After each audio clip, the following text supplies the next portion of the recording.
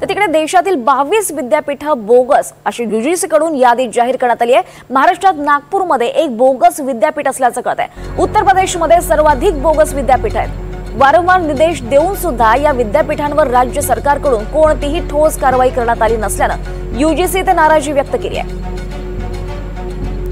अधिक माहिती घेऊयात आमचे प्रतिनिधी प्रवीण मुधोळकर यांच्याकडून। प्रवीण, काय अधिक माहिती या संदर्भात? विद्यापीठ अनुदान आयोग म्हणजेच यूजीसीनं वेळोवेळी यापूर्वीही जाहीर केलं होतं की बोगस विद्यापीठं जे आहेत त्याच्यामध्ये ऍडमिशन घेऊ नका। नागपूरचे 2 विद्यापीठं पहिले यामध्ये होते, एक अमजदिया एक युनिव्हर्सिटी होती आणि राजा अरेबिक युनिव्हर्सिटी। तर अमजदिया ही विद्यापीठ जी आहे ही धार्मिक मुस्लिम समाजातल्या काही लोकांनी तयार केलं होतं आणि धार्मिक शिक्षण द्यायचं। त्यानंतर वॉर्निंग दिल्यानंतर अमजदिया ही विद्यापीठ सध्या तिथे शैक्षणिक काम जे आहे धार्मिक ते सुरू आहे, पण विद्यापीठ म्हणून ते काही आता स्वतःची जाहिरात करत नाही।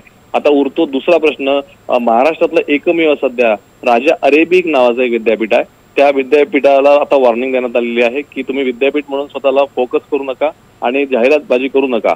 त्यामुळे आता राजा अरेबिक याचं जवळपास गेल्या 3 ते 4 वर्षापासून नाव येत आहे विद्यापीठ अनुदान आयोगाच्या यादीमध्ये।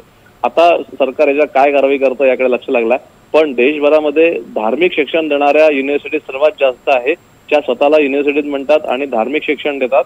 त्यामुळे अशा विद्यापीठांवर यापूर्वी यूजीसीने कारवाईचा बडगा उगारलेला आहे। त्यामुळे पुन्हा ही जी यादी आली यात महाराष्ट्राचं एकमेव नागपूरचं विद्यापीठ आहे, त्याचं नाव राजा अरेबिक युनिव्हर्सिटी आहे। गंमत अशी आहे की या विद्यापीठाचं कुठलंही बोर्ड नाहीये, या विद्यापीठाला कुठलाही फोटो इंटरनेटवर सापडणार नाही, पण युनिव्हर्सिटी म्हणून ते स्वतःला धार्मिक शिक्षण देण्यासाठी जाहिरात देतात, काही कार्यक्रमामध्ये सांगतात की राजा अरेबिक युनिव्हर्सिटी आहे, पण या युनिव्हर्सिटीमध्ये कोणीही ऍडमिशन घेऊ नका, ही काही युनिव्हर्सिटी नाही आहे आणि तुमची फसवणूक होऊ शकते असं यूजीसीने जाहीर केलं आहे। त्यामुळे आता या राजा अरेबिक युनिव्हर्सिटीवर काय कारवाई होते याकडे आता लक्ष लागलं आहे। निश्चितच प्रवीण, धन्यवाद या सविस्तर माहितीसाठी।